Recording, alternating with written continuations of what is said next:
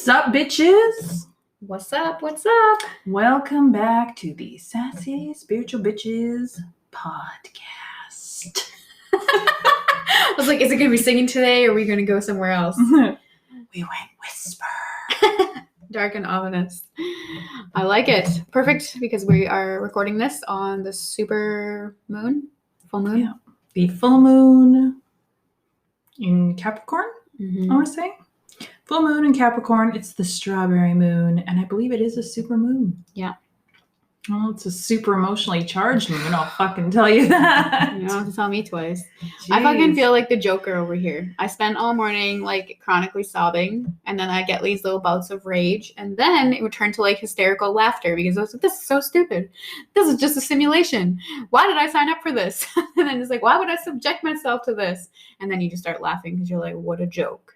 And I was like, wow, I could be on a documentary right now. Why so serious? Maybe that's why I whispered on there. Yeah. It's picking up on your Joker vibes. Very fitting. Or have you seen the Joker? Like the one with Joaquin Phoenix? Is that his name? Joaquin Phoenix? Yeah, but I haven't seen it. Oh, yeah. You have to watch that because that's the Joker that I feel like today. Yeah. And he is just twisted as fuck in that show. So good. Yeah, he's like happy and sad, and then obviously a little bit deranged. I'm like, yeah, I'm totally rocking those vibes today. And normally, like the full moon makes me tired, but I can usually like skate through it. But no, not this one. It's like, hello. I feel fantastic. Oh, fuck, for you. I mean, it was a rough few days leading into it, though. That's true. That's true. It's like I'm just delayed, or like maybe I was supposed to be processing stuff on the weekend, but I was like, no, I'm good. And then it was like, this is your last day, so you better fucking do it now. No, my weekend was fucking shit. Shit. Like crying and breakdowns and just like, what the fuck is even happening? Yeah, that's me today. So hang on there. I might cry spontaneously during this recording. It's perfect. Yeah. So today, ladies and gents, we're discussing the real truth about spiritual awakenings. Yes. I feel like this doesn't get talked about very often. Not for real. You see those like funny memes that are like, what you think it's going to look like, and then be the crazy person. But it's making light of something that's actually not that funny or fun. No, there's a lot that goes on behind the scenes. Yeah. From your emotions getting all fucked right up, to losing relationships, to not knowing what the fuck's happening, to feeling like you're being gaslighted, to asking yourself, are you gaslighting other people? Like it's a confusing time. It's so confusing because you learn so much. You like awaken to not only your own inner truth, but the truth of literally everyone around you that you've been overlooking. And then not to mention, there's like an element of becoming a little bit selfish. So then there's like this, I've changed, am I the problem kind of thing? Am I in the wrong? Because you have to like undo all your belief systems. And but like I said, because people are gaslighting you, making you feel like, oh my God, I'm the root cause of all of this. Yes, 100%. So we'll gradually get to all of this today. We're not just like, okay, there you go. There's a bad side. Bye. Yeah. I mean, my God, we know we can talk. Oh, yeah. For all of those of you who made it through last week's 1.5 hour long episode. Yeah, kudos to you. Kudos to you. That was a long ass bitch. But you know what? It went by fast. I actually listened to it. Oh, did you? I haven't checked it out yet. But yeah, it kind of does go by fast. You kind of get caught up in what's happening. You don't realize the time that's elapsed. Yeah. Which is nice. That's the goal, I think. Indeed. Let us know, you guys, in like on our socials or email or whatever. Let us know. Do you like the longer episodes, or do you like us being short and sweet and just shut the fuck up? Yeah. We want to know. That's so funny. I was watching a meme, or I don't know, it was just like a funny page on the Chive, and Graham watches it, not me. And he's like watching this video, and these people are getting married, and this priest is rambling on and on and on about killer whales and then poverty and blah, blah, blah. And this old guy in the back stands up. He's like, excuse me, sir. Excuse me. Would you just shut the fuck up and marry the people already? This is getting drawn out here. And I was like, that would be me. I'd be like, excuse me, pardon moi, shut the fuck up. So impatient. Say your vows. Yeah, so impatient. See, and I would be the person in the back row. See, this is why my mom and I cannot go to things together. Why would you do? Oh, we're the worst. We mock. We make fun. We like nice. Like when we go to a church. Oh my god. I mean, I'm totally outing myself right now and like what a bad person I can be, but it's fun. But like we sing, there's always like hymns in churches and weddings and things. We like purposely fuck it up. Oh my god. Like everyone will be like, oh, holding a nice, note. And we'll come in like after they singing the last word, we'll be like, amen. Like we and then we laugh. And then my sister, if she's with us, we get shot daggers. Like if looks could kill, we would have been murdered. I don't know how many times over. Yikes. Yeah. She doesn't find it as funny. That's No. what you're saying. No. Oh my god. We're like, have some fun. Like, we're at a wedding. We've done it at funerals too. Like, who am I kidding? Oh my god, that's so good. I love it. Have I ever told you the funeral story? No. Oh my god. Okay. So this is so terrible. Like it's so bad. Okay, I'm ready for it. I'm here for this. It's actually a really funny story. So my great grandfather died. And my dad was really close to him. And so he was sitting at the front with the pallbearers, obviously, and we're sitting closer, like mid church, yes. Right? There's this big long pew. And at the time, my sister was dating this guy, Derek, and he was a goofball. Like, he was just, he was hilarious. You would have gotten a kick out of him. He was fun. Nice. And we're all sitting in this pew. We're all dressed nice. Lisa's with us. Because, I mean, Lisa grew up with us, right? Like right. Everyone's going to be like, bring Lisa on the podcast. You talk about her too much. But so we all slide in. I think it was like me. No. Mom, me, Lisa, Derek, Heidi. Okay? This is important. I swear to God, I'm telling you this for a reason. So there's these beautiful, shiny wood pews. We're sitting there. We're listening to the service. And Derek shifts in his seat because it's getting a little long. And then it sounds like he farts, but it's just the pew. Oh my God. Well, Lisa fucking lost it. And they're trying to hold it in and they're looking at each other. And I heard it and looked over and I can see them looking at each other, trying to hold it in. And I'm trying to hold it in. Nice. And Heidi I don't know if Heidi just didn't hear it or if she was just getting mad at us. Right. Because all of us, like the pew was shaking. We were trying to hold it in so hard. And my mom's looking over and she doesn't understand what's happening because she was way right. over, right? But like, we finally put all our, the three of us, Heidi glared at us and mom was confused.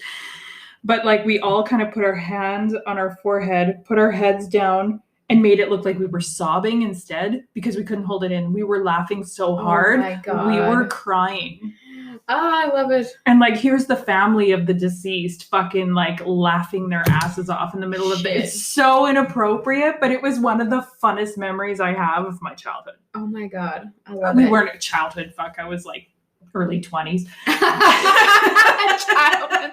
Round down. Yeah.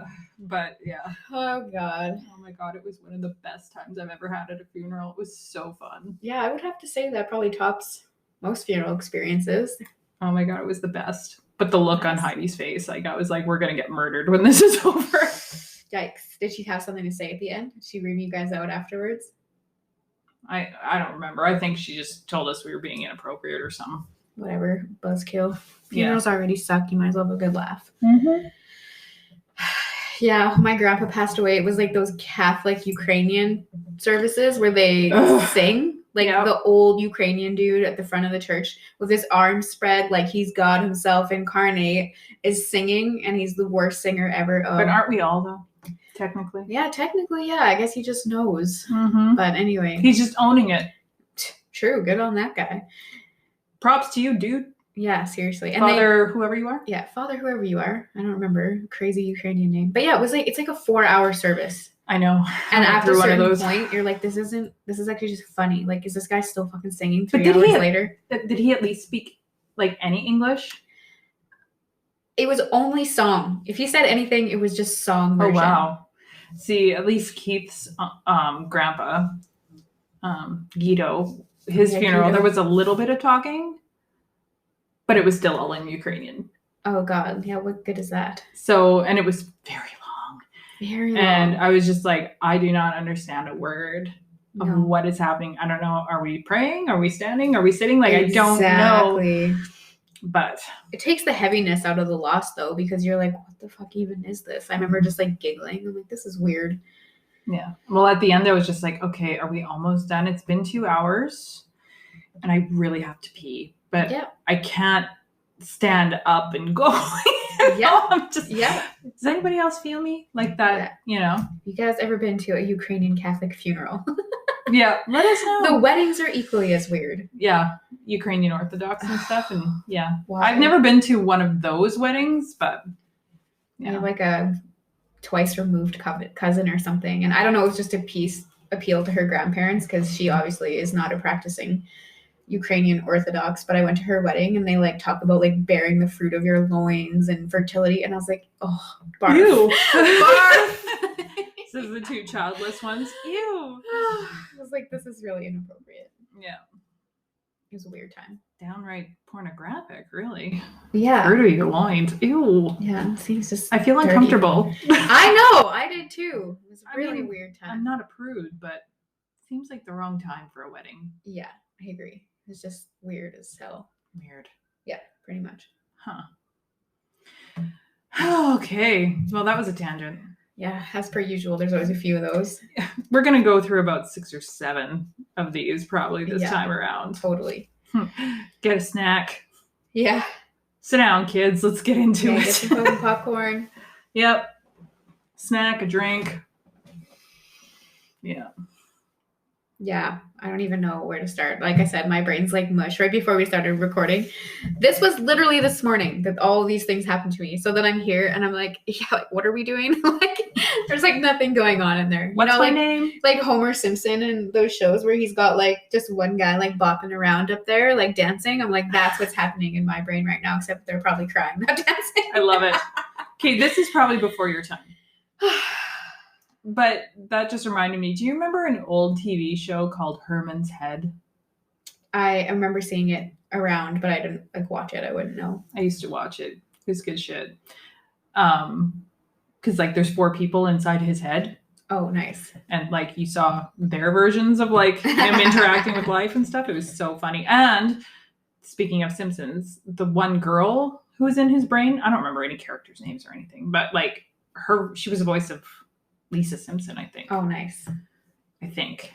Or somebody. One of the Simpsons. I recognized, I was like, that sounds like Lisa Simpson. And that's how I got started watching the show. Oh, nice. Yeah, no, I never seen it, but that's, yeah. It reminds me of that show, oh, fuck, I can't remember what it's called. But it's like a kid's show, and it's like all about the emotions that the little girl has. Oh, like yeah, joy yeah. And anger. And... Yeah, that's what it reminded me of. Yeah. Oh, God, what's it called? Oh, I know what you're talking about, though. I know. I'm sure everyone does, and everyone's like, "Oh my God!" They're just screaming, "It's this!" It's just like at a loss. Remember, there's only a person sitting inside my head right now. What's the matter with you? Yeah. Alternating between laughing, dancing, and probably crying. Oh, it's a hot mess up there. Yeah. But that is the nature of the awakening. Really, Indeed, it's a fucking roller coaster. That is absolutely true, and roller coaster is actually an excellent way of describing it. Yes, I agree. But that's half the fun, really. It's all how you look at it. It is. And it's like, we were talking again before we hit record, like, I'm not having a good day. Today kind of sucks, and it started last night.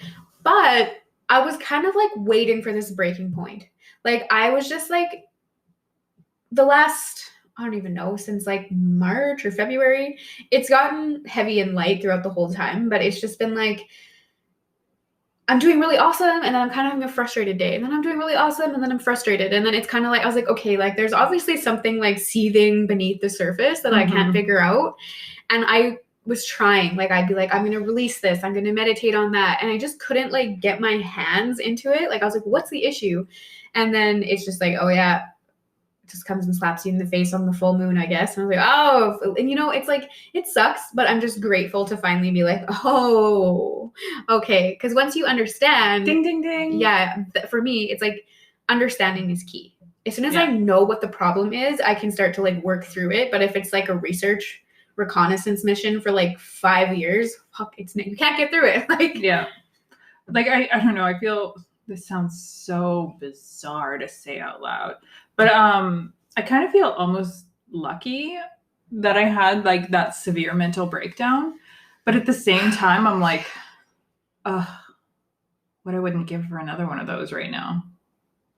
I feel you kind of, like, it's like a really sick and twisted thing to say, but it like, but I mean, it brought so much. I mean, it was shitty for a long time. Like, let's be honest. Mm-hmm. So I wouldn't quite want one like that again. Mm-hmm. But it brought a certain level of clarity, and it brought a certain level of freedom, and it brought a certain level of knowing. And I'm craving that again. Yeah. So I mean, that tells me I got some digging to do. Right. But I'm like, You almost just want it to come exploding out and be like, yeah. Ta-da, we're here to ruin your life. Well, exactly. I'm kind of like, if I don't do the digging, will I get another one of those? Just purging it down on purpose. I mean, you know, but don't do that because that's not healthy. No. Find someone who can help you figure it out. Exactly. Speed the process up if you can, because otherwise it just comes out in unpredictable ways. Like, I was talking to my partner earlier because he obviously could see I was like a hot mess express today. Hot mess express. Oh my God, we need merch. Hot mess express. Oh, please. Oh, I love it. Yeah, that basically sums up what I'm feeling today. And he's kind of like, he's like, at least you're like putting the work in. And I was like, yeah. And I was like, the sole key reason that I'm putting the work in though is because you just actually can't bury it. Like, it just comes out and pokes its ugly head in really unexpected circumstances. Because believe it or not, this all happened from a very unexpected circumstance. And I was like, fuck, here we go. And it was almost like such a shitty experience. I was like, yeah, this is a test. Yeah. And I don't even know. I think I'm passing. It doesn't feel like fucking passing, but I think I'm passing. But it never does. No, I swear, and like, this is another thing that you have to undo in your spiritual awakening. When you're in like, you're like, I'm just thinking about grade school even, or just like pre-spiritual awakening. You think that you're doing well based on matching yourself to some sort of marker. Like, oh, I got an A on my test, or I got a promotion at work, got a raise, I got married. And it's always these like joyous occasions. But in the spiritual awakening, I feel like your success is measured by like almost the opposite, like the breakdowns and the breakthroughs and the epiphanies that ruin your life. And you're like, so it doesn't feel like winning or advancing, but you are once you come out the other side. Breakdown, breakthrough. Yes. But that's, you know what, to be fair though, for some of you sitting there going, oh my God, I haven't had a breakdown. What? Doesn't mean you're not going through an awakening either. Oh yeah, that's true. Like, just because this was our experience does not mean that yours is going to be like that. True. Or that it has to be like that. I feel like there's a certain level of competition when it comes to these things.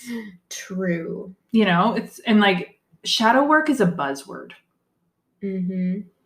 And I mean, it was originally coined, I think, by Carl Jung. Yeah. And it was to describe basically the ego self is what it was. Yeah. You know, like your ego, your shadow, right? So if you guys are sitting back wondering what an ego is, equate it to the shadow. Because it's very similar. Yeah. Right? Just to simplify, like ego shadow. Yeah. Right? And I think he was using it actually in the description of, you have your shadow self and then your front stage self. Mm-hmm. I remember learning about that in university. Yeah. And then your conscious awareness and your unconscious awareness. Yeah. Where your conscious awareness, I mean, when we're awake, this is the awakening part. Follow me here if you can. So when you're awake, like not sleeping, you're awake, your conscious mind can only accept certain stimuli, right? It's like, I know what I'm thinking. I can speak what I'm thinking. I'm taking in what I'm seeing, and only to a certain degree, because that's all I can compute in this exact moment, right? Whereas your unconscious self takes in everything that happens at all times. So just because you didn't necessarily register the sirens that were going on in the background as they were driving down the street, your unconscious self did. All these other stimuli that are happening as you're awake, your sleeping self is absorbing it. Right? That's why sometimes when we dream, it's like, oh, why did I dream of, like sirens or a fire? Well, that's because your unconscious mind registered those sirens that happened at 2:00 in the afternoon when you were having coffee with your friend. Right? So, but what happens when we start to awaken is what we can compute, what we can accept, our conscious mind flips almost. It's almost like your unconscious mind takes the driver's seat. And what does the sleep state do? Well, you're awakening from that sleep state, and your consciousness is growing. So you're more aware of these things, and it expands. Am I making sense? Yep. Okay. I'm channeling again, and I'm like, oh, I feel like I'm talking bullshit right now. But it does. Your consciousness expands. That's the whole, like, spiritual awakening is you're awakening from a more sleep state, which just means, in simple terms, your consciousness is becoming more aware of the unconscious stimuli you were already absorbing. Yes. Yeah, that's really well said, actually. Fuck. Yeah, like that flip. Oh, yeah. God. And then you have to start, like, processing all the things that you've essentially been ignoring or overlooking, or not I don't even say, you're just not aware of it, right? It's almost like an awareness. It's not overlooking. It's, you weren't even aware that it was there. Yeah. You just weren't conscious of it. Yeah, exactly. You're just asleep to it, if you will. And like everyone's spiritual awakening is really so different. But if you are not having some bumpy roads, it's like, I have to be honest, you're missing something. or you're very lucky that you awakened early enough that you haven't had the experiences that maybe somebody awakening in their 40s had. Right? Like, let's say you start awakening at 14. You are not going to have the same kind of rough ride as someone who in their 30s had. That is freaking true. And you know what's interesting? I feel like I was awake really young externally. Like, I was questioning everything, not a fan of the government, not a fan of anything when I was super, super, super young. Like, I was like 14 or 15, and I was like researching conspiracy theories and stuff. And it wasn't like I was ever really aware of what a spiritual awakening was at that time. It was just like, this doesn't make any sense. But only as of like the last couple of years have I actually had to assess like my internal life, like my family dynamics and my limiting belief systems and all the things that I've kind of buried. Like, oh my God. That's just it. Because your consciousness is shifting, right? Sure, it's great. Your consciousness at a young age, which makes sense, right? It looks outward, and it's great. You start questioning things, as one should. You should always question all of the time. But don't forget to turn the questioning inward. Exactly. And I feel sometimes that people do miss that. Yeah. Like, they're like, no, I'm really aware of what's going on externally. I'm aware of 5D. I'm aware of the corruption. I'm aware of the, media control. I'm aware of all these things. And it's like, that is a huge component of being conscious, right? Because you have to do, but it's both at some point. But it's not a race. No. It doesn't matter when you decide to reflect on any of it. And it never really ends. You're always going to be like assessing and learning. And here's the thing. I'm so aware when I say that now. Yeah. It's not like I've healed this part of me. I'm never going to get triggered by this again. I wish. That is a fucking lie, my friends.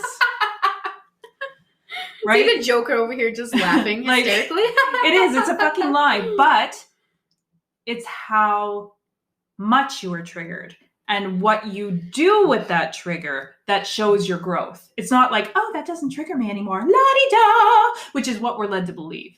Yes. And that's not the truth at all. So the next part we need to discuss when it comes to spiritual awakening is taking responsibility for our own part in all of our life. Yes. We are conditioned, and again, your conditioning is part of your shadow, right? Or your ego. We are conditioned to believe that things happen to us. Mm-hmm. And not to say that that never necessarily happens. However, you are in control of how you deal with things, how you contribute to extenuating circumstances. That's the big one. Are you going to let your ego take the seat and operate from a place of defense and, freak out and yell? Are you going to run away and hide and play the victim? Or are you going to accept responsibility for, okay, this is my part in this, and I realize that, and maybe you did freak out initially because we're human, we get surprised, Mm-hmm.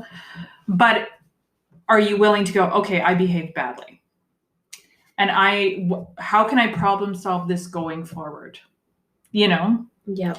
Because you're acknowledging, okay, I let my feelings out, maybe not in the best way possible. Mm-hmm. However, I acknowledge I kind of fucked that up a little bit, but I'm still going to allow myself to feel what I feel. However, going forward, how can I improve the situation? Exactly. And from a karma perspective, this is something that I talk about with my clients, especially in a lot of the programs that I are running and have coming. And again, this is a karma perspective. So Randy, when she's working in her consciousness, is very like, we're dealing with the bullshit in this fucking life right here, right now. Yeah. Which is really important. And I'm dealing with a lot of our past life bullshit that comes over. And they're really one and the same. It's the fucking same shit, different storyline. Yeah. So in the karma perspective, you have created every mess you've ever been a part of. And it's just because karma is mirroring you. So, and then it compounds because karma isn't like, oh, you're Randy in this lifetime and we're Beatrice in that lifetime and Elizabeth in that lifetime. It's just like you're Mark. Yeah, or Mark. Yeah, like you're a fucking soul. You are just one being, different name, different body. So different timeline. Yeah, different timeline. So when you come into a new life, you knew exactly who your parents were going to be, knew at least what your childhood traumas were going to be, because that is very left to fate because we don't have a lot of, well, kids actually do have a lot of awareness. But anyway, lots of your childhood traumas are already pre-disclosed, and a lot of your big major events are also pre-planned. And most of it is you working out your past life karma because you fucked it up 39 times. You didn't learn this lesson over and over and over again. Yes. So even though we only have an awareness of what this life is presenting to us, and it feels very much like we've been victimized, we karmically manifested that situation a long time ago. And sometimes it's as simple, like as Randy said, it's not that you personally put your hand up and is like, I'd like to be abused today. You didn't do that. You abused yourself first and set the fucking tone for how everyone else is going to treat you. And then you know what? You also didn't do anything about it. And sometimes that speaks volumes. That there was an abuse scenario that came forth and someone actually just exerted their free will to harm you. And it wasn't pre-planned. But then we choose to do nothing about it, which is just as big of a co-creation mechanism as anything else. And that, to be fair, just to jump in, perhaps in the past, like let's say, abuse is pretty regular. Yeah. Especially in past timelines. And it's beautiful to see like we are slowly correcting that as humanity now. Yes. Like things are getting less and less, acceptable. Yes. And they're getting more talked about.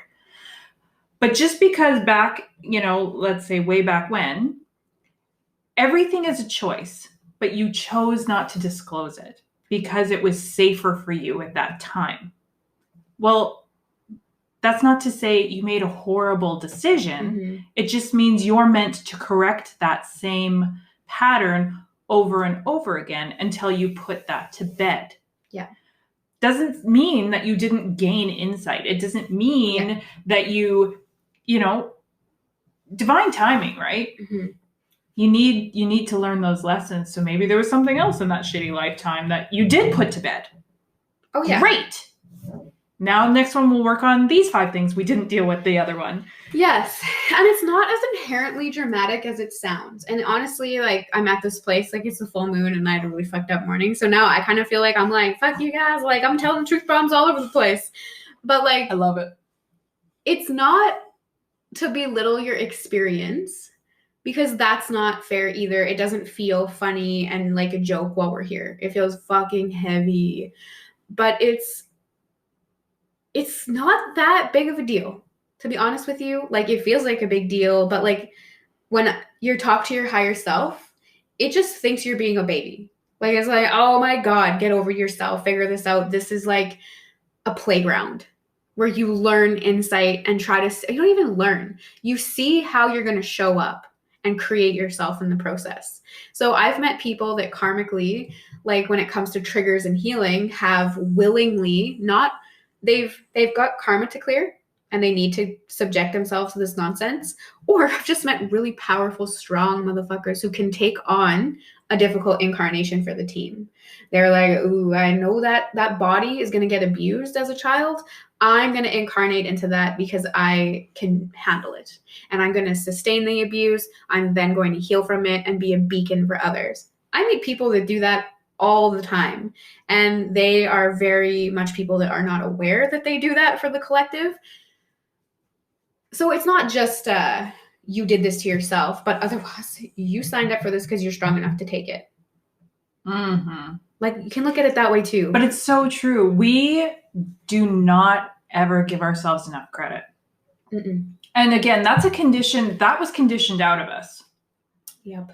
Conditioned out of stepping into our power. And we were conditioned out of all sorts of different things, really. This is where my joker laughter came in this morning, when I was just going through it. And then all of a sudden you kind of come to and you're like, I fucking signed up for this. I asked for this to happen. These were going to be my family members. This was going to be the shit I was dealing with in this lifetime. And then I'm like, why? Like, it's just almost like there's a level of hilarity to it. I'm like, what the fuck was I like in the moment? You're like, what the fuck was I thinking? And then it's just like honestly, it's just, yeah, we're conditioned to like look away from our power and look away from like the strength that was inherent within us and all of the things we have accomplished in the past of this life and in others. Mm-hmm. We just wipe it away because we had one bad experience. And then we just eat that shadow for lunch every goddamn day. So here's where things shift though. The most important thing is perception. Yes. Okay. So how are we going to look at it? We've talked about how we take responsibility, even if it's something that came out of the blue and happened to you. Mm-hmm. You know, like somebody came and randomly burned your house down or whatever it is. Okay, so how can I look at this? We are ingrained now, and this is the ego, and this is society, and this is, you know, like, I'm a victim. Woe is me. Life is shit. Blah, blah, blah. So we're feeding into that side. So I want you to think of your, how am I going to put this? Okay. So we have our ego or shadow, whatever, use whatever word is more comfortable for you. Because I know ego really triggers a lot of people. Mm-hmm. So you have your one side, and then you have your soul side. Okay. Your shadow and your soul, right? So you have a choice of how you're going to react. Now, truth bomb here, because this is all about the truth bombs. Mm-hmm. We are souls, first and foremost, but we've forgotten that. Now, souls operate from a place of pure, unadulterated love and compassion. That does not mean they're pushovers. That does not mean anything of the sort. Okay. And if you can hear my neighbor cutting their grass, I apologize. But we need to shift our perception. Are we going to look through it through a more negative shadow side? or a soul lighter side, right? We have that choice. And a lot of things I do with my clients is we learn to flip our own experiences and look at them through a more loving lens, right? So yeah, these shitty things happen to you, but how can we look at them instead of through that I've been hurt and life is shit lens to a, more loving perspective of, okay, this happened to me, but I need to look at this, And when I flip the perceptions with the people I work with, it's usually it's like similar, but like in different terminology. So it's like you can look at it in that abdicating responsibility. I was victimized. This isn't my fault. I was betrayed, blah, blah, blah. But you're looking down a really bleak, that ego path of like doom and gloom. And dark and shadow. Yeah. And when you do that, you're setting the pace for manifestation, whether you want to call it karma, the law of attraction, manifestation. You have set the tone that I wasn't a part of this mess at all. Therefore, I am not looking for solutions because it wasn't on me. So you will perpetuate this cycle of victimization and that people come at you. So I tell people, look the other way, that if you just had one piece of that puzzle, whether it was allowing, abdicating responsibility, co-creating, being a pushover, whatever it was, if you just turn your head slightly the other direction and look at it more and all right, I see the little tiny part I had to play in that. And then you're kind of like, hey, if I created that mess somehow, some way, or I allowed that mess some way, somehow, I then am now part of the solution. And then you've totally shifted how karma is going to work and perceive you, or the law of attraction is going to work and perceive you. Suddenly it's like, okay, now we're solution-based versus perpetuating victimization faced. So now the universe is throwing you options to get out. And suddenly it's not so heavy. And you can, even when I'm talking about it, feel that shift in perception. It's a game changer. When you just are even if you just give yourself, I'm not saying this is correct, 1% of the accreditation for what just happened over there, it immediately is like, well, I better get working on some fucking solutions here because I was a part of that mess. Mm-hmm.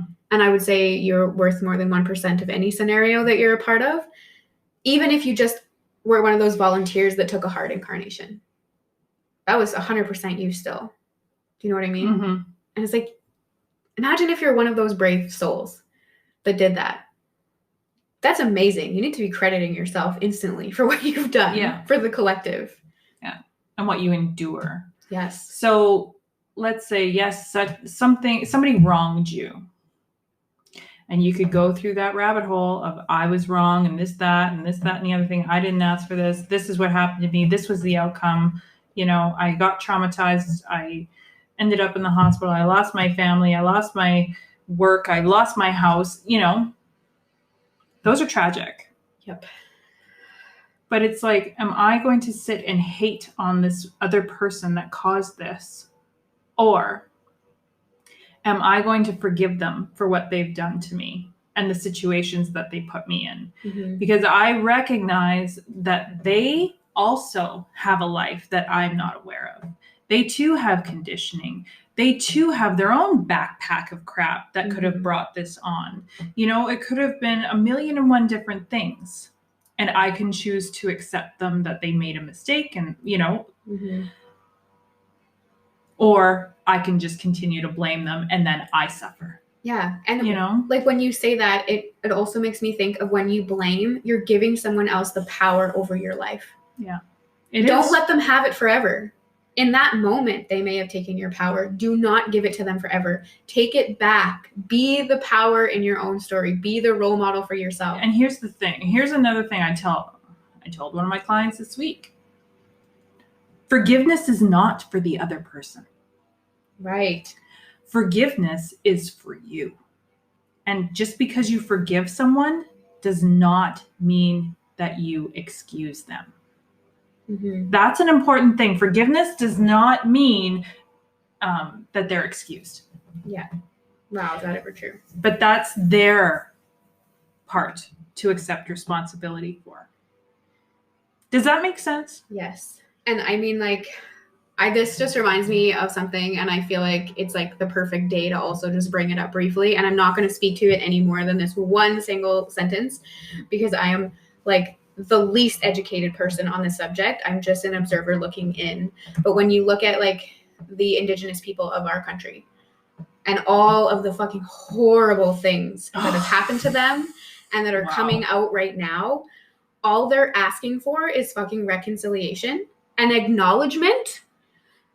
Can we just, they had it so fucking, and see, here's the thing, and I talk about this a lot, how far we've slipped. Yes. That is acceptable. At any point. You know, and whether it's now, people, you know, in the background of, you know, developing things that they know are going to harm people, whether it be weapons or whatever. There's like that disconnect. You know, again, another mass grave with the residential schools. Yeah. How was that ever okay? And how, like, what happened? And again, I'm going to flip this and look at it in a more loving perspective. What happened? And what messages were brought in that allowed these people to believe that this was okay? I honestly will never know, but clearly somebody indoctrinated them somewhere, because that is honest. And then, but they honestly believe that this is for the greater good, right? Yes. So as much as we can sit and say this is wrong, and I mean, and it is, we know this. These people still believed that what they were doing was correct. Oh my God. As convoluted and diluted as it is, they still believed that they were doing the good thing for these people. Yeah. Oh my God. And it just shows you like how, and this is actually something that comes up in the Akashic records. It's called an implanted program. And it's when our soul, like, and this is thinking about the people that commit these atrocious crimes and how they just didn't see that it was an issue. They were like, we're working in honor of God and we're doing it correct. Think about how many wars were waged in the name of God. And these implanted programs come up a lot of times in war stories. So the human being inside of the indoctrinated body, their soul is fucking screaming at them. And it's like, you shouldn't be doing this. You shouldn't be doing this. You shouldn't be doing this. But we feel that we don't have like options, I guess, or we feel our life depends on it, our sanctity. And then we start to like rationalize it. And you literally can formulate, this is a real thing. It's called an etheric implant. And it's like a piece of software that you will plug into your soul, and it will begin to override your soul's programming. So people that were committing those atrocities, I can only imagine that they had an implanted program from like lifetimes ago, because I don't know how they would have manifested that. But it'll do that to you. And it's not an excuse, because again, forgiveness is not excuse. You can still hear the soul screaming somewhere in there, but you will continuously select the program. This is what I was trying to get to originally. We have been bred to kill the soul over years and years and years. So it used to be mind, body, and spirit, even when it came to health and, you know, healthcare, things like that. All three of those were considered. The spirit side has been left. Yeah. And then it almost like, because what does that do? That connects you to your soul. It connects you to, oh, wait a minute, this is wrong. Yep. And so it's overridden because it was bred out of us. And now it's coming back. So many more people are awakening to this. And that is huge. That spells big trouble. Oh God. Yeah. Big trouble. And then look at how history is repeating though, because guess why we selected to genocide a group of people historically, not just in our country. This is what we do, what humanity does in every fucking over and culture. over and over again. We will kill the people who are still connected to their soul, because those people cannot be controlled. They know what they are. They know their power. And honestly, that's the fucking most disturbing part about all of it. That's the most dangerous type of person. It is the most disturbing thing. We should all be fucking alarmed that we live in a society where that is what is going on. It's crazy. It is crazy. This took a turn. Yeah, what are you even talking about? I don't know how this turned into Well, this. it was you talking about forgiveness isn't for the other, it's for you. It is. And that's like a very much like indigenous teaching, and it's just coming out loud and clear right now. Yeah. And I was like, this is something that's politically happening in our environment, and I don't like to get political, but this like it just like deeply stirs my soul. And I was like, I feel like we have to like acknowledge what's going on. And this is just a perfect example of somebody that's searching to forgive, because they're operating that person, that they're operating from a place of that awareness. Yeah. And it's not for the other people, because to be fucking completely honest with you, I don't think the other people, like the people committing these crimes, actually deserve forgiveness. You guys, you holding a grudge against another person only hurts you. Exactly. Guess what? They don't give a fuck. Yeah. They don't. No. But because they have suffer. that ingrained belief that what they were doing is right. Your grudge is never going to change. Your grudge is never going to change the dialogue that person holds. If anything, directing anger is only going to reaffirm that anyone in any scenario has made the right choice. And I see it all the time, because there are people that thrive off of you squirming in your seat. So holding a grudge is only like, this is just speaking of thinking of my personal experience, even from like today. If I wanted to hold a grudge against this person or this scenario, like it's only giving that person power over me. It's only taking and draining and depleting my energy. And for all I know, the person that triggered this havoc internally could really love that power. They could love watching me squirm in my seat and cry all morning. I refuse to let them have that. Well, exactly. Yes. But I think it was just very important that we brought up that forgiveness is not for the other person. No, it's very clear. And we're conditioned the opposite for a reason. Oh, God. Yeah. So crazy. So crazy. Sorry, guys, that got a bit heavy. A little bit. We were not expecting that. But you know what? It clearly, you guys needed to hear it. Yeah. And the energy, I was just like, the energy right now is just collectively heavy. Like everyone I talk to is just like an emo kid right now. So yeah. It's just got to be what's happening right now out there, I guess, for all y'all. Speak it, purge it, let it go. Yeah. So now I want to jump into, at least in my opinion, or at least in my experience, because everybody's different, and I recognize that. But my husband and I both feel the same way about this. The number one hardest part of awakening is dealing with the people who are still asleep. Yep.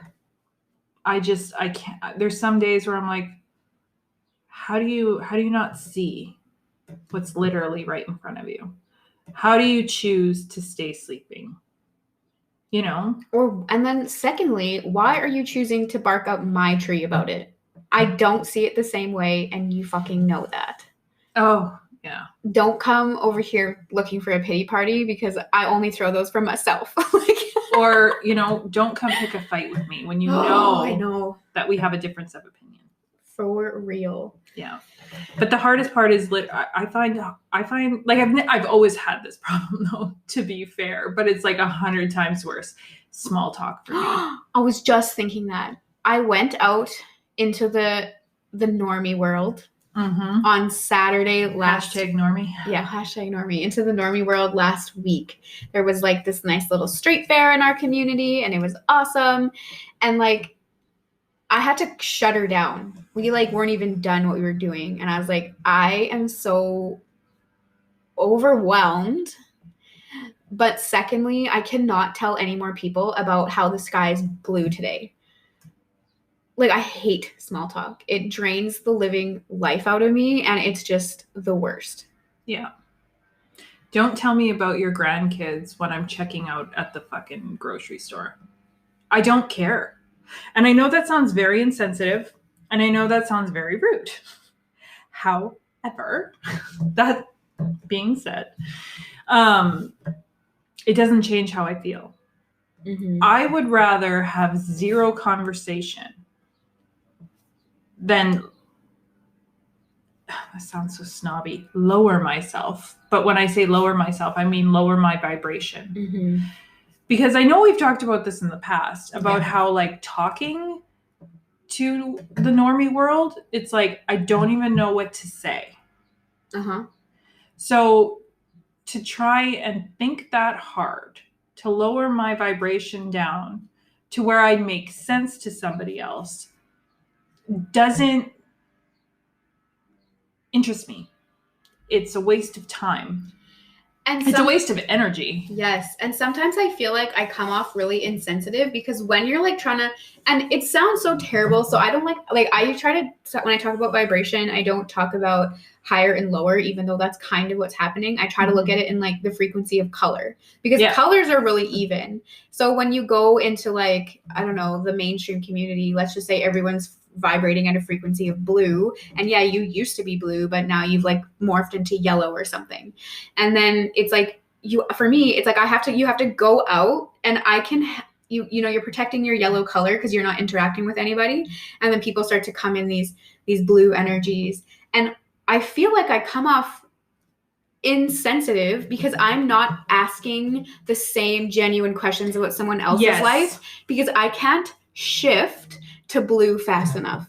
So it sounds like people are asking me questions and I'm answering, and then I can't formulate the questions in my mind. So it's a very one-sided conversation. So true. And I've talked about this in the past, that I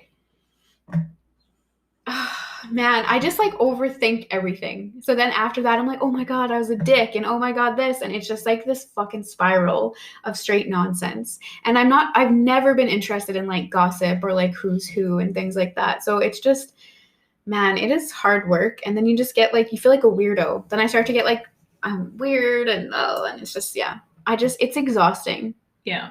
And it's hard because in your awakening process, guess who's probably still blue? Like literally your parents or even your siblings, and sometimes your spouse. Yes. And then it's really complicated because you start to put a distance between people that you've been indoctrined and trained that you can never put distance between. And it's like, I struggle with that in my life. Like, I love my family members, but it's just volatile. Blue people and yellow people don't have anything in common. No. They're both primary colors. They don't have any common ground. You have to talk about only green. Like, it's just like... you can only talk about green because that's the only thing you can... And that's a really small category. Yeah. And it's like... And then it's like both of you have to adapt. It's not only is like the yellow person struggling to be green, struggling to be blue, the blue person is struggling also to connect with you. It's a fucking mess for everybody, and it sucks because it's not like I'm still struggling. Does anyone know how to deal with this? Because I'd like to find out. Help, please. Like it's my family. Sometimes it's hard for me to look at them. Yeah. And watch them struggle. And I don't even know who's right or wrong because it's like I have a big family. There's 6 total in my immediate family. There's 4 kids. Me and my sister are like OGs. We get it. But then it's like she lives in Regina and I live up north. So it's like sometimes it just feels like it's like the blue army versus the one yellow person. And I'm like, I don't think I want to come here anymore. Yeah. It does. Especially like, if you're the only one who's awake, it can almost feel like you're ganged up on. And a lot of times that happens. Like, people do, like, other family members gang up on you because you're different and they don't realize they're doing it. It's very subtle. Yeah. But they don't even realize energetically that they're feeling that you're different, but they feel that you're different. And honestly, like, I don't even want to say that my whole family has felt I've been different my whole life, but they've consecutively always ganged up on me. I feel like I'm one of those people that's like easy to pick on. That's what they always say. Like, they would pick on me and pick on me and pick on me and pick on me until I would cry. And they were like my uncles. Like, they were like my family that should have known better. And then everyone's like, you're just easy to pick on. And this is just like, oh man, I always just felt like the weird one. And I've read everyone in my family's Akashic record for the most part. Most of them are all star travelers. But somehow I've still been pinpointed. And I know you feel the same sometimes. You've always been like the one in your family that's a little bit off, but you said, I think, different or blamed. I got blamed for everything. And to be legit, let's be honest, I will take responsibility. A lot of times, yeah, fuck, I did it. I did it. I mean, I'm sort of my little Aquarius moon rebel here, but I would get told if something, let's say something broke or whatever. My sister would literally say to me, well, I'll just tell them it was you and they're going to believe me. And that's exactly what would happen. I learned to just, I think I only protested so many times. Before you just followed Before I was just ears. like, where I was just like, I'll just eat it. Yeah, just eat it. But the problem was, it wasn't just for those kinds of things. Like, I took that I'm just going to eat it approach for everything. Right? That's where my shadow comes from. That's where, it's less energy for me to just let you put this on me than it is to fight back. It's not worth it to me. Right. So I'm going to let you treat me like a doormat. Right. I'm going to let you treat me like you always have, because I never set those boundaries, and that's on me. Yeah. I could sit and be a victim and be like, oh, I'm being, people pick on me, or, oh, I'm always the one who has to do everything, or I'm always the problem, or I'm always this. It's very easy to run down that and play the victim. Yep. But you know what? I will take responsibility and say, yeah, fuck, I did that. Because at the time, that was easier for me. That was the lesser of two evils. Yeah. Which, looking back on it, is pretty fucked. Oh, God. And the funniest part is that it's not even funny. It's like, this is where that karma comes in again, right? Because it's like, we're making these executive decisions as fucking children. Like, I started just, like, I would just let people pick on me, mostly because I just didn't know how to articulate a defense story. I didn't understand why I was getting picked on, or why I was the weird one, or needed to be singled out all the time, but I constantly was. So what's your defense when it's just like, you're just being yourself and someone feels the need to like, what are you supposed, I'm just like that. Like, I was so young. So it's like, we make these fucking executive decisions as children, and the only way children make these decisions has to be from carryover karma. There's no fucking way that a child should be born with low self-esteem, but we are all the time, because it comes from the past. But that explains why. Okay, so here's a prime example. Yes. 2 siblings in the same household. Oh, exactly. Exact same scenario happens to them. Like the same, I don't know, whatever, grandma died or whatever. They work or they react in 2 separate ways. And you're like, how are you from the same family? Yeah. How many times have you heard that in your life? Well, because your karma's different. Yes. Your backstory is different. Your incarnations are different. You're only put together this time because you got something to learn from each other. Mm-hmm. So that's why everybody's past karma, conditioning, all of those things exacerbate the scenario that's happening in this exact moment. And that's why certain things hurt you way harder. Like, I'm sure that other people in my family got poked at by my fucking uncles. Love you guys, but what the fuck? Mm-hmm. And like, they're fine, right? But my collective karma, my collective shadow is that I don't think the authentic me is of any kind of worth to anyone. I think I'm cool, but I don't think that that's ever echoed back to me in any scenario. So then there lies, my uncles were just destined to pick on me. I was destined to get that knife stabbed right in that open wound from a past life, because I need to deal with it, because it's a me problem. Mm-hmm. My uncles make fun of fucking everyone they've ever met in their entire life.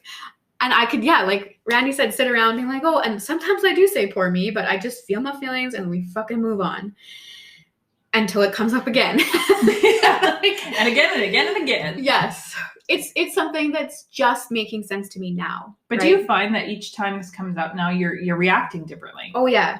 Right? Totally. And even today was the first day that I ever put together all the pieces of the puzzle. And I was like, oh, I get it now. So now hopefully we'll really be able to start closing the chapter versus just like closing out paragraphs. If that makes sense. Oh yeah, you're closing the book, not just the chapter. Yes, exactly. Yeah. So yeah, it's not my fucking uncle's problem. It's not anyone's problem but my own. And until we realize that, our awakening, our knowledge, our consciousness gets stunted. Another thing that we need, that we're, again, and this is drilled into us again, this is a big societal conditioning.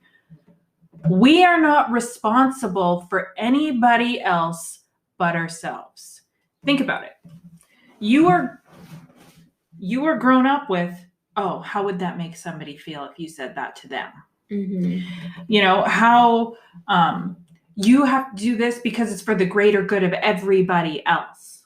Well, to what detriment? If my soul is saying this is not okay for me, just because everybody else thinks that it's good for everybody else doesn't mean that I should go against my own morals and my own belief systems to make you feel better.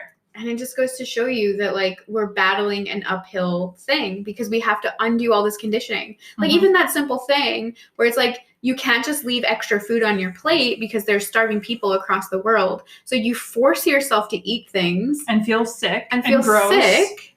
And then it's like, that's a program that and I don't know if you can say the same, Randy, but like, I'm still fucking undoing that. I feel guilty sometimes about choosing myself. It's like I had one appointment today that I was supposed to perform. Might I remind you how my mornings went? Do you think I should be reading anyone's Akashic record today? Hell no. I am not in the proper framework. No. And it's like, I still feel guilty because I have let someone else's expectations down. And it's like, that's something that we're socially conditioned to be. And it's just like, could you imagine? And I'm so, like, if you're a parent and you're in this energy world, I know that you are trying to undo this because you're probably somewhat aware of it. Yeah. And I am so excited for the kids that are going to, or the adults that are going to come in the future, because they are not going to be backing down for the sake of everybody else. Yeah. Because when you do that, you are saying everyone else is more important or worthy than this outcome than I am. I'll just eat that because I'm not the same value as everybody else. See, it goes all over. And we do that. How much, let us know, and like, interact with us, send us emails, send us social media posts, whatever. What do you eat? Like, and when we talk eat, you know what we mean. Yeah. We're not like, I like a hamburger. You know, it's like, no, I eat my shame for going against my own belief systems. Even though, like, and that's a big one. Okay, so now we're going to just chit chat here for a bit and lighten it up a little bit. Maybe. Yeah, like, sorry. We've been saying this forever, that it just keeps getting It's like impossible. I'm like a rainy cloud today. But what is your, how am I going to put this in the right wording that it makes sense? What do you feel the most since your awakening? Like, is it guilt? Is it shame? Is it pride? Like, what emotion would you say is the hardest for you to grip or let go of, maybe? That was complete opposites. Grip or let go of. But you know what I mean. I do. I would say guilt that turns into this, like, inner boxing match. There's like two of me and we are just constantly arguing about what the proper thing is to do. And it's, like that overriding with that soul screaming back to you. So your soul and your ego is duking it out. My soul and my ego are battling hardcore every day.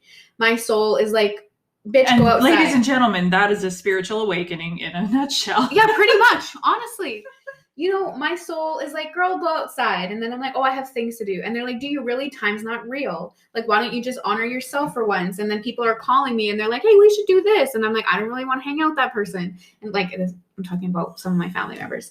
And then I'm just like, oh, like, man. And then my ego comes in and is like, bitch, you better work hard. You created this business and now you just want to go roll around in the dirt. Like, get going. You're going to blow your cover here. And then my soul's like, oh, you're killing me. And then I go hang out with these people and then I die a little bit more inside. And then my soul is just like, what the fuck are you doing? And your soul's like, and what did we learn? Yeah, this isn't worth it. Yeah.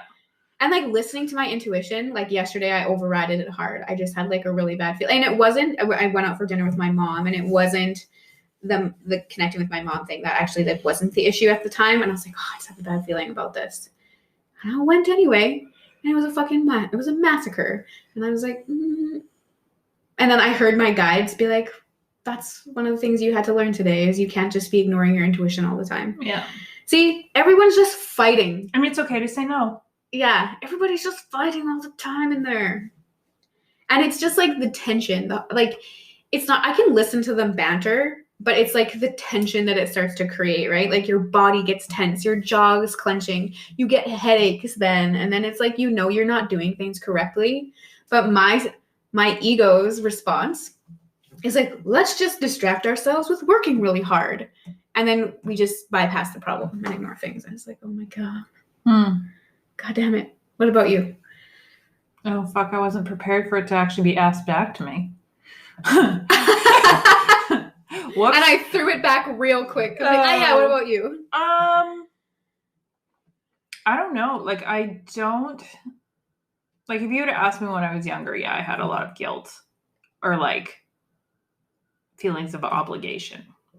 Same. But now, like, I'm in a very strange part of my awakening. I don't have guilt. Oh, damn, give that to me. I need it. I need it. But I mean, hey, I went through a lot to get to this point because I felt guilty for everything all the time. Yes. So this is a nice place to be. Yeah, I'm going to get there. Yes, you will. I don't feel guilt. I don't feel shame.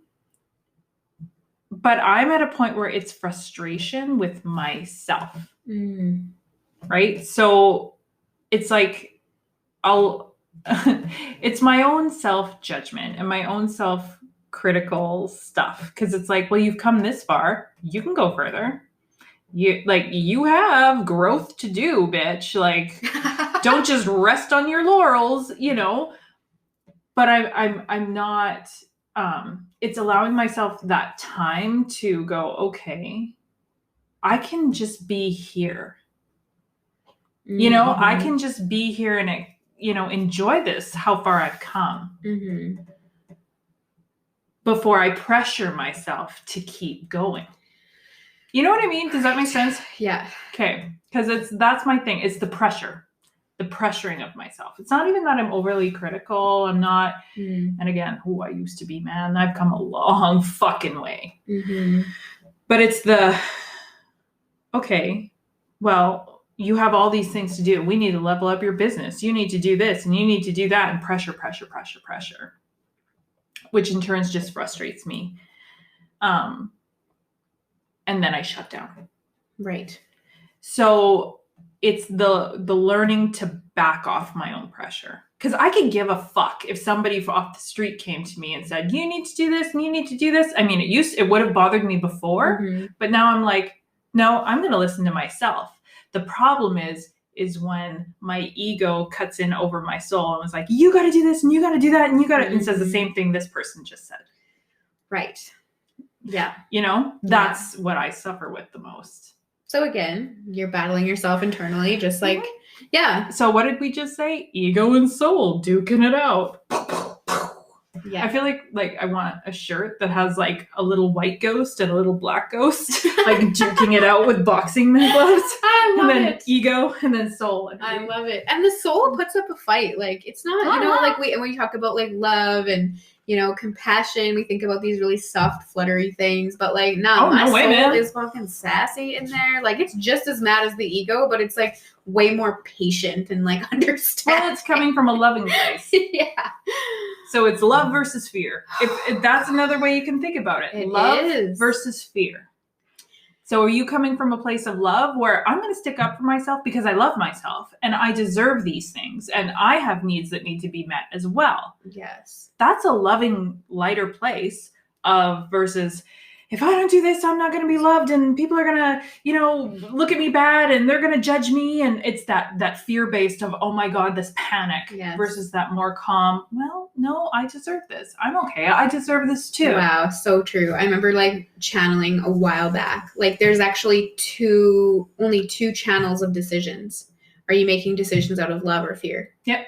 100%. And that's ego or soul. That's it. Ego or soul, love or fear. That's it. Pick your terminology you want to use. Exactly. And it's like they say that you reach the highest levels of happiness, success, abundance, manifestation if you make decisions out of love. Mm-hmm. And it's so counterintuitive because my fear-based response would be like, work hard, go to work, get this done anyway, grind, grind, grind. And the idea is like, that is where you'd make the money because you're working so hard for it. But that's actually on contrary to the universe's calendar. Yeah. You are going to then work really hard for every dollar that you make, work really hard for every client that you earn. And if you make your choices out of like love and flexibility and honoring, then your client, you get more flexible clients. You get more honorable, like clients that honor your business and honor your space. Like we are just the standard for what we receive in any direction. And it doesn't have to make sense based on the way that we have been conditioned, because I think we established that early enough in this podcast that our conditioning serves to keep us controllable. Mm-hmm.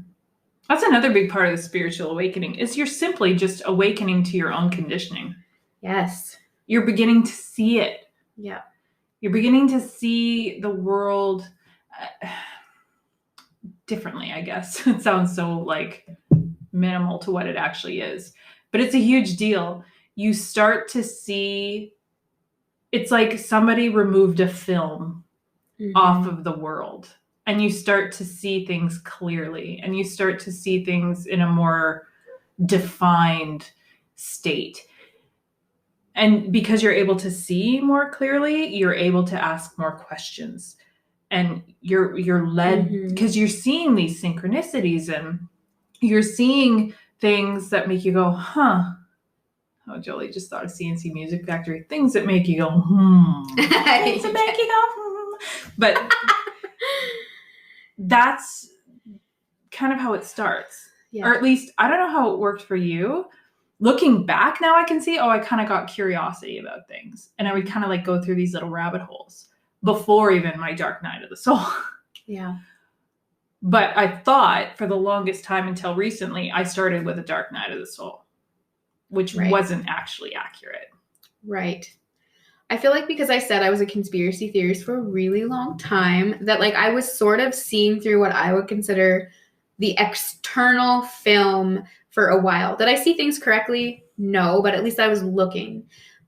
My spiritual awakening started when my soul started fucking screaming at me. Like depression, and like it's like I'm not happy, I can't, what does Jim Carrey says, like depression is your soul telling you it's sick of playing that avatar. Yeah. That kind of thing. It just I like that description. Yeah, it just got really done, and it just started screaming at me, and it was to the point where it's like I just can't do this anymore. So then like I guess it came with the film was coming down in like the choices I'd make in my personal life.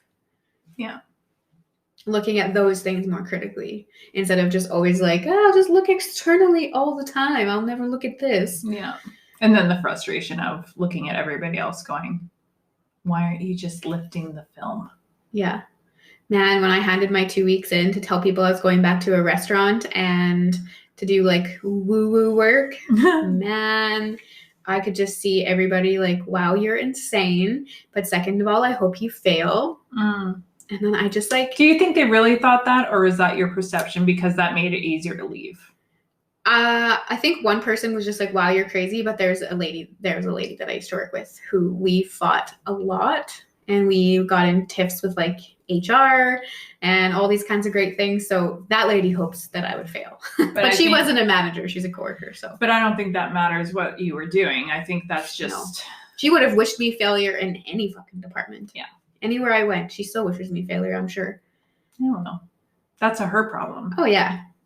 That's she's like one of those projections. like, and she's one of those like kind of like nobody people that you're like, you're there's a famous quote, and I think it's by Socrates, and he says in his trial when they're about to kill him for corrupting the youth, he says, you guys can say like whatever you want to me, but it is impossible for a lesser man to hurt a weaker, or hurt a better man. And he was talking about virtue. He wasn't talking about like, I'm amazing. He's like, if I have look at these muscles. Yeah. Thunder and lightning. Yeah. You know? He's like, if I hold more virtue than you can't hurt me. And I remember hearing that and I was like, I'm never going to forget this. And she's one of those like people that has like no virtue. So when they it's like throwing pebbles at you and they're like, take that, you bitch. And it's like, oh, that really hurt, you know? Yeah. Deflect. Yeah. Totally. Anyway, moving on from that. Another thing you're going to probably find is you're going to go down rabbit holes. And you're going to start finding yourself interested in things that maybe you never thought that you would be, or maybe that you were your whole life. Is just you decided to delve into it at this point. Things like tarot or oracle cards or crystals or pendulums or astrology. Like all these things that maybe we're kind of half-assed like interested, but we're going to push that to the corner because it's not really, it's not important right now. And it almost doesn't even make sense to you until you are ready for it. Yeah. Even if you were interested in your whole life. It doesn't make the real sense. That was like me in astrology, to be honest. Like I got started with the Akashic Records and then astrology just felt like fucking reading Chinese to me. I was like, I don't know what this is saying. It still feels reading Chinese to me. And yeah, I still couldn't read someone's chart. But our good friend Emily, who I will need to have on this podcast. We've talked about having her on this podcast. She is the shit. So she's helped me understand it a little bit more. And we're just speaking of even shadows. So everybody has even like, there's like one of your houses in astrology is the house of the repression or like the dark house or the karma house, actually. And everybody has like a planet or whatever, or a ruling house there. And I probably don't even know. It probably doesn't even make sense on the other end. What is it? Is it 12 houses? 12 houses, and 12 houses like the dark house. Yeah. And like each house is like love and money. Or love house, or, I don't know which one is which, but like you say, 12 is like the shadow house. Yeah, I know 12 is like the karma house, because obviously it's relevant for me to sometimes check it out because it works with people's karma. And just today, the irony, like... oh God, here we go. Randy sends me this thing because she knows I'm having this breakdown in the morning, and it's like, yeah, see where Jupiter is, because you're gonna get a boost in that house. Jupiter's in my karma house, so I'm not having a good day. I've been boosted in the wrong direction. And then I was like, what the fuck is so bad about Jupiter? It is like the best planet if you want to go out and define planets. I was like, why do I have such a fucking problem with Jupiter? And I went and I'm like, Jupiter in astrology means, and I was like, oh, this is the problem. Now I gotta look which house my Jupiter is in. So Jupiter is like the expansion, the wealth, the joy. Like there's kind of like abundance, success, knowledge. It's like very expansive, but it's also the largest planet. And it's like, it doesn't follow any rules really. Do you know what I mean? It doesn't like get in any, I don't even know. So I have this fear that if I suddenly become abundant, powerful, successful, my truest self, that no one will love me for that version of me. And I'm like, bitch, keep yourself small, play it safe, have blue people conversations. Don't ever let your yellow come out. And it's like, it sounds so stupid to say it out loud, but like, I cannot tell you the trauma that this has caused me. Feeling that no one will love me when I am my most expansive, limitless self. I don't think, like, my perception in my head is that people will either be jealous, like, even, I'll just give you examples. Like, I do have sometimes, like, jealousy issues in friend groups. And then it feels like you don't have any real friends, or like, and then it's like I've dated people that were always like, you're just like, you have too many goals, you're too ambitious. I've even heard people tell me that my intelligence is too intimidating and they didn't want to date me. So it's like not being loved in both aspects, right? And then even like my partner now, who I know loves me so dearly, but he has this perception deeply ingrained with him that one day I'm gonna outgrow him and leave him. Mm-hmm. So they're still, even though someone does love me deeply, they're still this scared. I'm too much and I don't feel loved. And for the first time in my life, I was like, holy fuck, I get it. And so that was where I kind of pulled all these things together. And then just for like on the little break here for like shits and giggles, we looked at Randy's. Oh God. And this is perfect. Her planet is Mercury. And Mercury is like the communicator, and it says Mercury is like the messenger of God. Fuck. And then Randy's over here being like, I don't like talking to people. I don't want to share what I know. I'm just going to take it and eat whatever they believe to be true. And I'm like, oh my God, of fucking course that be your shadow. Like, it's just, well, and there we go. It's easier to just shut up and just eat it and just be like, you're not going to listen. Here's my attitude. And I'm trying to work on it still, but it's like, you're not going to listen to me anyway. Why would I waste my breath on you? Exactly. Look it right there. Fuck, who's in house 12 for you? And I don't even know if we have the planet in house 12 or it's just house 12 is being ruled right now when you were born by Mercury. Yeah. House 12 is ruled, or like Mercury was in that house when I was born, I think. I don't even know. There's two different ways it'll come through. That the planet was in that house or that house 12 is being ruled by Mercury. Yeah. There's two different ways. So anyway, finally, I've been able to put that together mentally. And it's funny because it lines up. Like we've sort of, in the Akashic records, I can kind of look and see people's shadow elements. And like, I feel, we kind of talked about that, right? That it was like something about like your words come out better through like writing because you're just like not willing to communicate that. I can't remember. Well, it's not, I mean. It was an inner tension. Right? Yeah. It's just, I should write, but I don't. Right. Which is the same thing of I should put up more content, but I don't. Hey, yeah, there you go. Right? So whether it's written, whether it's verbal, whether it's whatever, and I caught myself. Oh my God, I caught myself. Like I get very frustrated. See, social media is a real piss off for me. Mm-hmm. I've talked about this a lot because it seems like the people, again, this is my perception and I'm working on it here, you guys. Here's one of my triggers. But like the people, in my opinion, or my perception, not even my opinion, my perception, that have no substance to their content. It's not helping the world at all. It's very narcissistic. It's very self-serving. And that's what you're teaching people. That's what people are listening to. It's very like the influencer it's like the pretty face, right? With no substance, right? Yes, exactly it. And even like you look at the spirituality posts, if there's a beautiful face, it doesn't matter what the content is, right? So, and here, for a long time, I was posting consistently on social media and putting deep posts. I mean, as much as you can do on an Instagram post, right? But like with actual worthy information that people could use and take and, apply to their lives. And they weren't. Like I would maybe get 2 likes on it.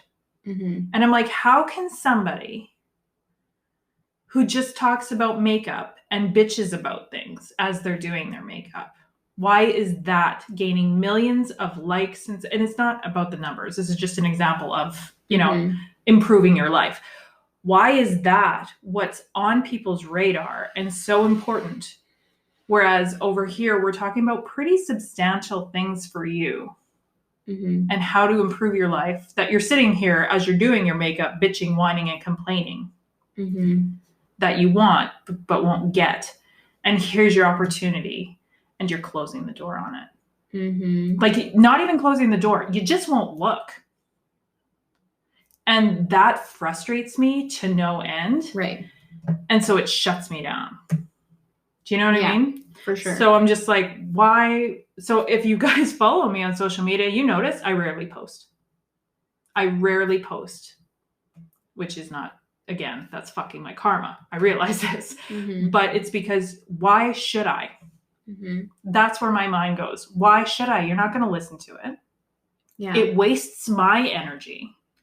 And I don't, even with getting clients and stuff, I don't like going to, like, I feel like I'm begging. Where it's like, look, I have this for you. And it's true. I got this for you. This will help you exponentially. If you put in the work, your life could just change overnight if you wanted it to. But I'm not going to go convince you that you need this. I know. And that's what you have to do. You kind of have to be a bit of a whore. Yeah, totally. That's my problem with the world right now. God. It's not just like you're in a phone book and people look. No. And it's so hard because with social media, there's people that just absorb like shit. They're just there to absorb superficial content, and then there's this very, very, very small pocket of people. Like everyone's on social media, they're just scrolling. You know what I mean? And then there's this very small, select group of people who are actually like transformational ready to invest in their transformation. And it's like, how to tap into this pocket is like next level confusing. I don't know. And it doesn't really like, we're starting to cross into this threshold where it's like now they just kind of filter to us however it may be. I do have luck on social media now, but I have like diligently been working on this for 2 years, and I've just sort of crossed a little bit of a threshold recently. So, but again, it's not my karma, right? That's not what my shadow is. My shadow is like learning to be my fullest embodiment and like willing to accept abundance and recognition or success, and not feel like I'm going to end up by myself at the top of that. Because like, I'm just like, I don't give a shit if I'm alone up there. Just fucking, man, I wish like, just fucking take the information. It's the most frustrating. And this is so funny because even in the Akashic records, when I look at shadows, it's like, we've all lived in every storyline. Yep. You have been it all. You've done it all. You've been the person who was the prophet that was exiled. You've been the prophet that was maybe went away with their power and flew a little too close to the sun. You have done it all. So what part of you is like most wounded by which storyline is so fascinating to me. Right? Because I'm like, oh yeah, fuck, I'll just, like that just doesn't bother me, right? I got a question for you while it's popped into my head. So in your opinion, because this is what I'm trying to rectify and figure out. So it's like, okay, so here's my shadow. We know what it is. I can see where it's actively, but does it ever change though? Does it ever change? Like, let's say I go back to posting twice a day. Like, fuck, I never did that. Just kidding. But let's say I up my game and I start, for instance, posting social media every day, or I, start my podcast or YouTube channel strictly for my, coaching information. Will it ever change though? Or is it just, I'm just meant to keep going regardless? I feel like it has to change internally and then it morphs externally. Because until I fucking realize that people are going to love me no matter what I showcase, or if I do, what happens if I do have a lot of abundance and power and I am traveling the world and I do hold a lot of knowledge, as soon as I realize that people will love me no matter what and start to heal that part of me, I think it will shift. Yeah, but I think that's the problem. Like, how do you heal? And this is probably my ego talking, and I'm 100% aware of this. This is why we talk things out. This is good for you people to hear. Mm-hmm.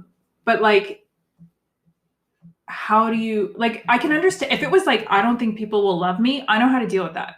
Yeah. But that's not my issue. Right. That's my issue. Mine's all about other people and my frustration with them. So, do you know what I mean? Like, how would you? So what I know with the darker issues and karma, it will like, if that's what you believe, right? You're projecting and it comes right back to you. Yeah. And then it has to repeat, like your shadow will kind of repeat as a child so that you indoctrinate that belief again because you're meant to dissect it. And then you have to like undo that conditioning to make the shift. So I feel like I don't even know, like I'm trying to think because it's not my shadow. So for me, I just have to believe that people will love me, right? And for you just have to believe people are worthy or ready to hear it. And like, I don't even know, like, do you just fake it till you make it? I seriously have no idea. Do you just put it out anyway? Yes. Okay. That's kind of what I was thinking. You just kind of keep putting it out. But here's the other part of this. And maybe not letting it like frustrate you endlessly. No, but the problem with that is, it's like if we think about it in terms of energy exchanges, like if you're not getting that back, I get burnt out. Yes. right? So for me to continually post content, which really is the reason I stopped, is because I had nothing to say. Well, maybe it's not even like social media content. Maybe it's like the places that there are the potential, because social media content is kind of just like a waste of time for everybody. But I mean, where else do you go? Yeah. Now? What about like, fuck, I don't know. And I guess maybe like I've created courses. Yes. I was going to say maybe it's like, yeah, that even and equal energy exchange. Well, maybe it's like pinging down what you're sharing so that it is only what you would consider something as a free tidbit. And it's like, so you're still communicating, but you haven't overexerted yourself. But then my mind goes, what's the point? Well, if I give you this, it's not going to do you any good. It's not going to get you anywhere. Why would I waste your time? Yeah, fuck, we'll have to. Do you know what I mean? Yeah. See, this is where I'm kind of stuck here. I'm sure I fucking wrote something about this down somewhere. So this is fascinating to me. Like, this is the thing about the shadow. It's like, sometimes it just seems like there's no fucking way out. It's like, how do I just all of a sudden believe, while there has never been any evidence in my life that when I am my most fullest, loudest, spiciest, abundant self, has anyone ever appropriately responded to that? I don't. In your perception. In my perception. And it's like... Change your perception, change your life. See what I mean? It's how you do it. You just have to change your perception of what's of value or how people are perceiving it. Like, maybe that's just it. Maybe I've come across this a lot. What I perceive as a priority or what I perceive as valuable is incorrect. I think maybe that's it. Because starting my business was actually a nightmare, marketing wise. Oh God, I bet you. Because I didn't, like, literally people would, like, I would scroll. Part of our homework was to scroll through people's social media and, like, look at color patterns and blah, blah, blah, and see, I could not see a difference, Kayla. I couldn't. And I tried to tell people that, and they're like, well, that's your ego getting in the way. But it looked like the exact same. Yeah, maybe one was more purple versus one was more green. My God. It made no difference to me whatsoever. And so I don't have a perception. So guys, seriously, I need your help. Like, what information do you want? Because, like, I can't differentiate. And I think that's part of my problem, maybe, is I can't differentiate like priorities or values to other people. That's because so my value is so over here that anything less than is a waste of time for you. Why would I do that to you? And that's so funny because that's like your Aquarius moon, right? The Aquarius is like the eclectic. Like, I want only interesting, valuable things that will help the collective. And like, yeah, what the fuck? What's the opposite of a Aquarius? A Gemini? No. That's the opposite of a Sag. I don't know. Fuck, I can't remember. A Leo? Or, hey, it's all about me? Yeah. Oh, you mean my sun versus my moon? Oh my God, how did you fucking end up with that mess?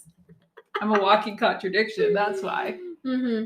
But see, seriously, you guys, if you have any insight, like, I'm totally open. Like, I want to know what is your opinion, because I think that's just my biggest problem is I don't know how to differentiate. And that's the funniest thing is, it's like when you talk to me about trying to undo my ego things, it's like I hear the words that are coming out of your mouth, but my like fucking ego puts up a wall. And last time I forget what you said last time, but I literally just started hysterically laughing because my ego was like, no, we're not gonna let you look any deeper than that. Yeah. God damn it! Yeah. Like, you literally just can't see through it. Because you're just so fucked up by it. Yeah. Like, God damn it.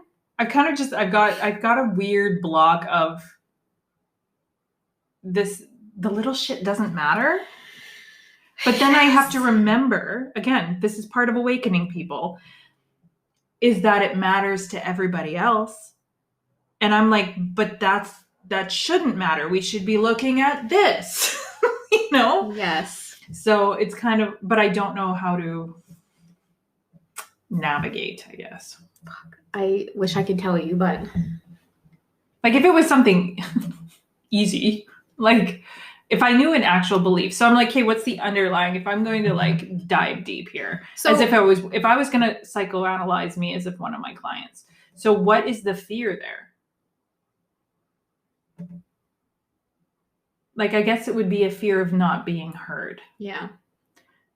Okay, so not being heard, what does that mean? So I feel like I don't know. It's hard to say because I don't know what your construction is of when you're producing content. But if you fear not being heard, I'm guessing you may be like cloaking with like, I'm just going to talk about things that I really know, like consciousness, and you don't want to talk about yourself, right? And you don't want to showcase like what's underneath because you're like, you know what I mean? So you only talk about like the words and the things it's like that you can control. Do you know what I mean? Where it's like, not even control, but I know that this is a piece of content that you can have and people are probably trying to see you. Right. And hear you talk about your experiences or your growth or your knowledge. And I think that's why the podcast does so good because it is you open up. Fair enough. So I guess it's just what's missing is me. Yes. And it doesn't always have to be like being seen, but sometimes even just like writing like a story or like an anecdote, like one time I dealt with this, or I remember having to conquer this. Here's how I did it. Yeah, maybe that's it. Maybe that's the key. It's like, it's just, and then my poor little like soul up here is like, this is all inconsequential. We're all the same, you know. And it's like, don't put that out. It's meaningless because everybody's the same, you know. God, I know. And then if I learned anything from the Akashic records, it's like the more vulnerable, real, authentic, open you are, the better. It doesn't make it fucking easy for me to do that by any means because of this stuff that I'm working through in my shadow, but it's just like, see what happens. I actually did come to epiphany no, we're just wasting your people's time probably. I did come to an epiphany the other day. I don't even know what I was doing because I was frustrated and I'm like, I'll blog it. Hey, that's a good idea. And you know what? When I was doing blogs, they're on my website somewhere, but they're very outdated. Yeah, mine too. Like that was a huge hit because people wanted to like connect to me as a practitioner to hear what I had went through and what I was working on. And then I swear to God, as people could read my blog, they're like, oh yeah, this is the practitioner for me. I'm going to buy this. Yeah, that makes sense. Yeah. Yeah. Yeah, that does make sense. I love how we just like worked through parts of our shadow on this podcast. But that's all part of it. And okay, so one last thing. Oh my God, this is gonna be so fucking long. It's probably gonna be like 2 fucking hours. But God, every time. If there's one thing that I can suggest for you, and you guys have already started because you're listening to this podcast. If it's like 101 Spiritual Awakening Survival Guide, what is the one thing that you need? And that is a community of like-minded people, or you will go fucking crazy. Like you need that support. You need that someone to bounce ideas off of. Like this was a prime example, you know, and we're not arguing. We're not like, meh. No, it's like literally, I need to know. What do you think? Help me. Oh yeah. You know, and that I think is invaluable. Oh yeah. It like makes or breaks the whole experience. In a lot of ways. And you know what? As you evolve through your awakening, probably the people that you're hanging out with or connecting with may evolve in some ways. Yeah. Certain people will fall away, new ones will come in. Yeah. And that's just the truth. Yeah. But it really is essential. I mean, you need it. Luckily, like we said, you're listening to us and we got you back. Yes. But to find those close people, I mean, if you want, join us on Patreon because we pop on there all the time. Like I like to do little lives over on our Patreon Facebook group and be like, hi folks, what's up with you today? Because I just need that little interaction. Yeah. As minimal as it is. Totally. I need to get better at that. Like I do have a good connection to people, but then when I get into my like, oh, nobody would like me if I was my real self. And I'm just like, oh, this is gonna. But yet you do your Instagram stories all the time. Yeah, I do. And people like those. I don't even know what my problem is. I don't know. Interesting. So a walking contradiction, I guess. Yep. Are you a Leo Aquarius too? I'm an Aries Virgo, so. Oh yeah, that makes sense. Pretty fucking close, man. Pretty opposites. Yeah. I love it. Fuck. Too funny. All right, people. Well, we have blabbed your ear off for a substantial amount of time again. Hopefully this kind of resonated. I mean, it just always seems to be what the collective needs, but Yeah. I guess we better head on out of here, let you get on with your day. Totally. And we will see you next week. Yeah. Don't forget to hit us up on Patreon, hit us up on email, social media, chat with us, folks. We'll talk to you very soon on the next one. Bye. Bye.